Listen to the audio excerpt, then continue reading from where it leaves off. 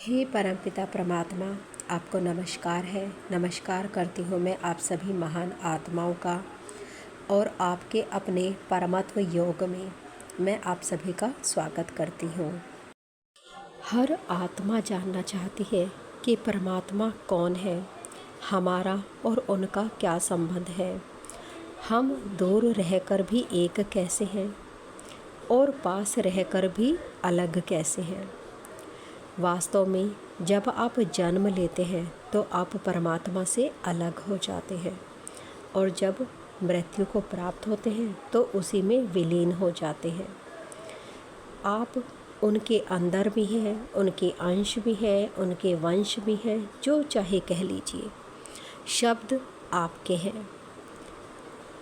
इन शब्दों से परे रहकर जब आप सत्य को जानेंगे और सत्य को जानने के लिए जब आप बाहर नहीं अपने अंदर जाएंगे गहराइयों में, तो आपको सत्य के मोती मिलेंगे। वो सत्य के मोती जो आप लाखों जन्मों से ढूंढ रहे हैं। जब आप जन्म लेते हैं तो आप अपने सत्य को भूल जाते हैं, उनसे दूर चले जाते हैं। फिर उन्हीं की इच्छा से आप उन्हें याद करते हैं, उन्हें ढूंढते हैं और जिस दिन आप सत्य पा लेते हैं उस दिन जीवन यही होगा, आप भी यही होंगे, लेकिन जीवन को देखने का आपका नज़रिया बदल जाएगा। यदि परमपिता परमात्मा से पूछें कि वो कौन है और हम कौन हैं, तो वो बड़ा सीधा सा सरल सा जवाब देते हैं। एक किताब है, उसमें पन्ने 1000 हैं, हर पन्ने पर शब्द 1000 हैं, हर शब्दों में वर्ण 1000 हैं। अब देखो कि तुम्हारा और मेरा संबंध क्या है। परमात्मा वो किताब है जिसके आप ही पेज हैं, आप ही पन्ने हैं। उनके शब्द भी हैं, उनके अर्थ भी हैं, उनका रूप भी है, स्वरूप भी है।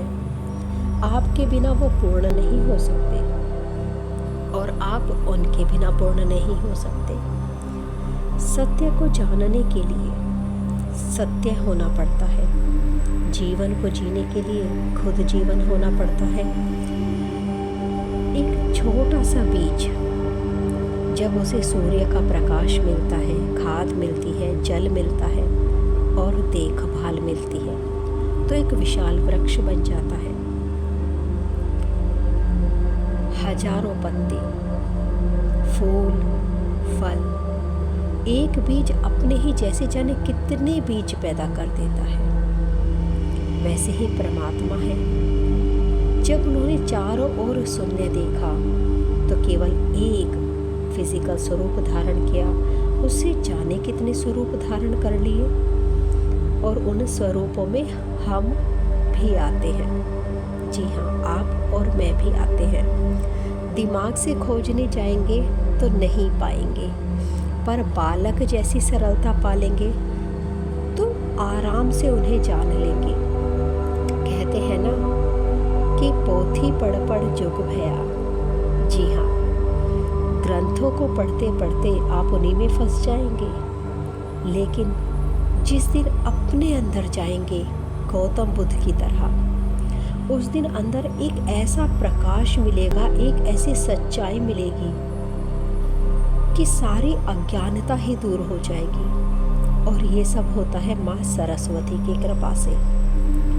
जिस दिन से आप गर्भ में आए और आज तक आपने औपचारिक अनौपचारिक रूप से बहुत सारा ज्ञान प्राप्त किया, लेकिन सच कहूँ तो ये ज्ञान अव्यवस्थित है। लेकिन जब माँ सरस्वती की कृपा होती है तो ये ज्ञान व्यवस्थित हो जाता है। जब तक ये व्यवस्थित नहीं है तभी तक अज्ञान है, लेकिन जिस दिन व्यवस्थित हो जाता है उस दिन ज्ञान है और आप ज्ञान स्वरूप हो जाते हैं। एक ऐसा प्रकाश जागृत हो जाता है कि आपके मुख से ज्ञान में गंगा बहती है। आपके हर शब्द, आपका हर व्यवहार ज्ञान से परिपूर्ण हो जाता है। आप जब अपनी गहराइयों में जाएंगे तो आप पाएंगे कि आपका ये जीवन ऐसे गुथा हुआ है एक दूसरे से कि जिसे आप अलग नहीं कर सकते, और जिनसे गुथा है वे हैं 7 चक्र। ये 7 चक्र हमें प्रभावित करते हैं। ये फिजिकल रूप से नहीं है, ये ऊर्जा चक्र है। इन्हें देखने के लिए 3rd आई चक्र का एक्टिवेट होना बहुत जरूरी है, क्योंकि ये शक्ति अदृश्य रूप में होती है। केवल दिव्य दृष्टि वाले व्यक्ति ही इन्हें देख सकते हैं, और इन्हें जागृत करने का अधिकार भी उन्हें ही है। वास्तव में चारों ओर ऊर्जा का एक खेल है। आप जिन भी भौतिक चीजों को देख रहे हैं वो वास्तव में ऊर्जा है। हर ऊर्जा का अपना एक स्वरूप है, अपने गुण है। गुणों के आधार पर ही आपने उन्हें भौतिकता में बांटा हुआ है, लेकिन है सब ऊर्जा ही। ऊर्जा कभी खत्म नहीं होती। हाँ, ट्रांसफर जरूर होती है। यदि आप गहराइयों में जाएं और पढ़ें तो ये ऊर्जा पॉजिटिव भी रूप ले सकती है और नेगेटिव भी रूप ले सकती है। नेगेटिव पॉजिटिव में चेंज हो सकती है, पॉजिटिव नेगेटिव में चेंज हो सकती है, यानी ट्रांसफॉर्म हो सकती है, लेकिन कभी खत्म नहीं होती। वैसे ही आपका जीवन है। परमात्मा की ये दिव्य शक्ति, ये दिव्य ऊर्जा अलग अलग नामों से जानी जाती है। कोई परम चैतन्य, कोई कॉस्मिक एनर्जी। इस ऊर्जा को यूज करने के तरीके सबके अलग अलग हैं। बहुत सारी आत्माओं ने ऐसा ज्ञान प्राप्त किया जिससे वो इस ऊर्जा को अपने हिसाब से यूज कर सकते हैं एक पर्टिकुलर कार्य के लिए। आपको कहीं भी चोट लग जाती है तो धीरे धीरे समय के साथ उस ऊर्जा द्वारा चोट अपने आप ठीक हो जाती है। आपके आसपास आपने देखा होगा एक छोटा सा बीज अपने आप सहज रूप से बढ़ता है। ये ऊर्जा अपने आप कार्य करती है, लेकिन आप भी इस ऊर्जा का यूज कर सकते हैं अपने उद्देश्य की पूर्ति के लिए। जैसे कुछ इस ऊर्जा का इस्तेमाल ज्ञान प्राप्ति के लिए करते हैं, एकाग्रता पाने के लिए करते हैं, कुछ धन धान्य से परिपूर्ण होने के लिए करते हैं, कुछ अपने शरीर को स्वस्थ होने के लिए करते हैं। इसके लिए बहुत सारे ग्रंथ उपलब्ध हैं, जैसा कि हमारे ऋषि मुनियों ने बहुत सारे ग्रंथ लिखे हैं। तो ऐसा जरूरी नहीं है कि आप खोज करें, नहीं खोज करें। आप उन ऋषियों द्वारा खोज किए गए ज्ञान के द्वारा भी इस शक्ति का उपयोग कर सकते हैं।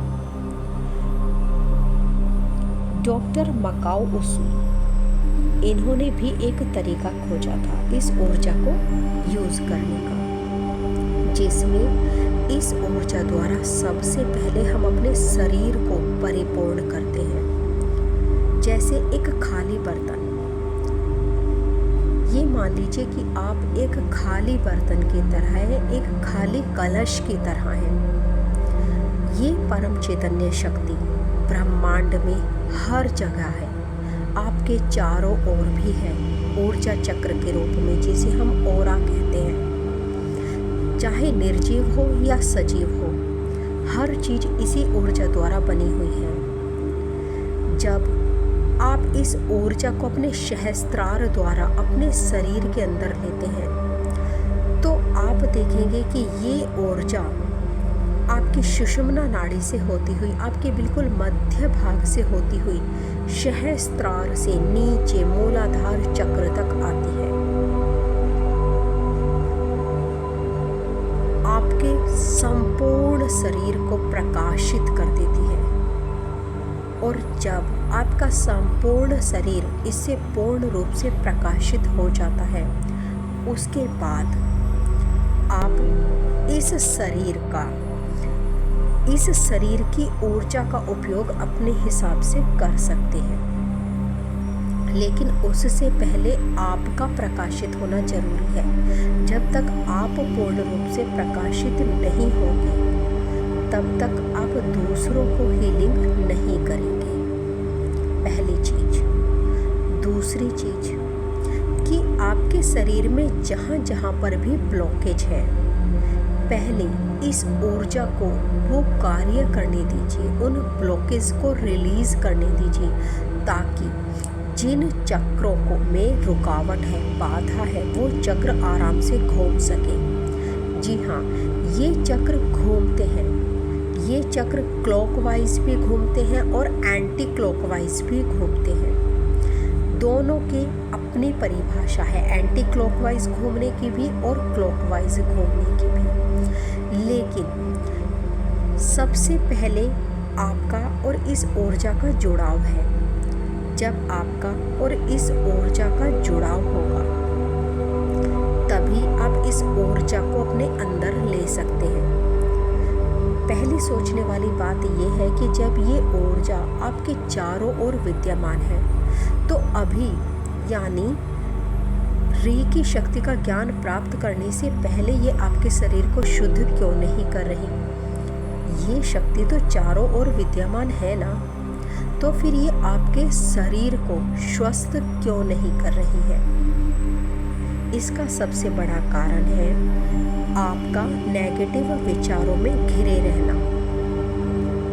विचार बादल की तरह आपके सहस्त्रार के ऊपर एक मोटी परत बनाकर रखते हैं। जब ये परम चैतन्य शक्ति, ये कॉस्मिक एनर्जी आपके सहस्त्रार के पास आती है, तो वे बाधा उत्पन्न कर देते हैं, रास्ता ब्लॉक कर देते हैं, जिससे ये शक्ति आपके अंदर प्रविष्ट नहीं हो सकती।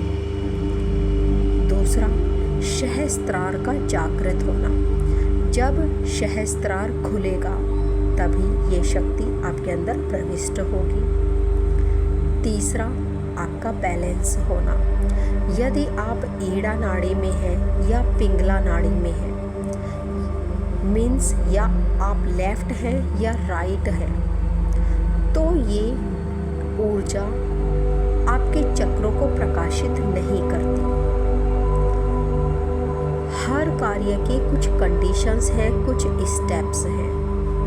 जब आप बैलेंस होंगे, आप सुषुम्ना नाड़ी में होंगे, वर्तमान में होंगे, ना आपको पास्ट की चिंता होगी, ना आपको फ्यूचर की चिंता होगी। उस वक्त ये एनर्जी आपको प्रकाशित करेगी। केवल ये जानने से कि हाँ, एक ऐसी शक्ति है और ऐसा हो सकता है कि आपका शरीर स्वस्थ हो सकता है, आपका ज्ञान बढ़ सकता है, आपको एकाग्रता मिल सकती है। मोटिवेशनल स्पीच सुनकर अबाउट द रेकी, ऐसा नहीं है कि आप इस ऊर्जा से जुड़ जाएंगे, आपको एक स्टेप फॉलो करना पड़ेगा। स्टेप बाय स्टेप चलकर ही आप इस ऊर्जा द्वारा प्रकाशित हो सकते हैं। हर मोटिवेशन की, हर अभिप्रेरणा की एक समय सीमा है। जैसे ही वो प्रेरणा खत्म होती है, फिर आपको लगेगा कि नहीं, ये शक्ति काम नहीं करती, पर ऐसा नहीं है। ये शक्ति काम करती है, लेकिन उसके लिए कुछ प्रोसेस हैं जो आपको फॉलो करने चाहिए। यदि आप ये स्टेप्स फॉलो करते हैं, तभी ये ऊर्जा आपके सारे चक्रों को प्रकाशित करेगी और उसके बाद ही आपको अपने हथेलियों पर ये ऊर्जा महसूस होगी। बहुत सारे लोग कहते हैं कि हम अपने चक्रों को हाथ रखकर प्रकाशित करते हैं, जागृत करते हैं, पर हमें कुछ फील नहीं होता। फील तभी होगा जब ये ऊर्जा आपके हाथों से बहेगी, और हाथों से तभी बहेगी जब आपके अंदर ये ऊर्जा पूर्ण रूप से स्थापित होगी। सोचिए, यदि बर्तन में पानी ही नहीं है, तो भला पानी पिलाएंगे कैसे, दूसरा बर्तन कैसे भरेंगे? कमंडल देखा है आपने? कमंडल में पानी होता है तभी तो वो बाहर आता है। जब अंदर ही नहीं होगा प्रकाश, अंदर पहले ही कम प्रकाश है, तो फिर वो बहेगा कैसे? उसके लिए आपको ध्यान साधना करनी पड़ेगी, योग साधना करनी पड़ेगी। देखिए, एक हीलर को ध्यानी होना चाहिए, मेडिटेशन करना चाहिए, ये ज़रूरी है। आपको ध्यान की वो गहराई प्राप्त करनी होगी जब आप ये जान सकें कि आज विचारों ने मुझे घेरा हुआ है। आप अपने हर विचार को बहुत सूक्ष्मता से जज कर सकें, अपने नेगेटिव विचारों को पॉजिटिव कर सकें। इसे ही कहते हैं थॉट हीलिंग, विचारों की हीलिंग। दूसरों को सुन सुनकर आप अपने आप को केवल कुछ वक्त के लिए तो मोटिवेट कर सकते हैं, लेकिन यदि आप चाहते हैं कि आप हमेशा के लिए अपने आप को मोटिवेट करें तो उसके लिए आपको अपने अंदर जाना पड़ेगा। आपको दूसरों से न जुड़कर अपने आप से जुड़ना पड़ेगा। तभी आप अपने आप अपनी पूर्णता को प्राप्त कर सकते हैं। और ऐसा नहीं कि ध्यान में बैठकर आपको आवाज़ों का अनुभव करना है, आपको अपने शरीर का अनुभव करना है। नहीं, आपको आत्मा का अनुभव करना है, अपने आत्मा रूपी प्रकाश से प्रकाशित होना है, आत्म साक्षात्कार प्राप्त करना है। तभी आप एक अच्छे हीलर बन सकते हैं, एक अच्छे व्यक्ति बन सकते हैं। व्यक्ति जो स्वयं को व्यक्त कर सके, और व्यक्त भी ज्ञान स्वरूप को व्यक्त कर सके, एक अज्ञान को नहीं। सुनना जितना अच्छा लगता है, अपने अंदर जब आप जाएंगे तो उससे कहीं ज़्यादा अच्छा पाएंगे। आप एक जगह बैठकर ही प्रयाग का अनुभव कर सकते हैं, संगम का अनुभव कर सकते हैं, हिमालय की शीतलता का अनुभव कर सकते हैं, गंगा यमुना का आवाहन कर सकते हैं। लेकिन उसके लिए आपका अपनी आत्मा से जुड़ाव होना ज़रूरी है, ताकि आपका बोला गया हर एक शब्द ही मंत्र बन जाए। आप उस परम शक्ति से जो मांगे उसके लिए आपको रटना नहीं पड़ेगा, बल्कि एक बार कहते ही वो परम शक्ति आपको सब कुछ दे देगी। इतना पुण्य, इतना शक्तिवान है वो परम पिता परमात्मा। आपके कोई भी क्वेश्चन हो, आप मुझे मेरे जीमेल अकाउंट पर सेंड कर सकते हैं। आप मुझे व्हाट्सएप कॉल भी कर सकते हैं। धन्यवाद।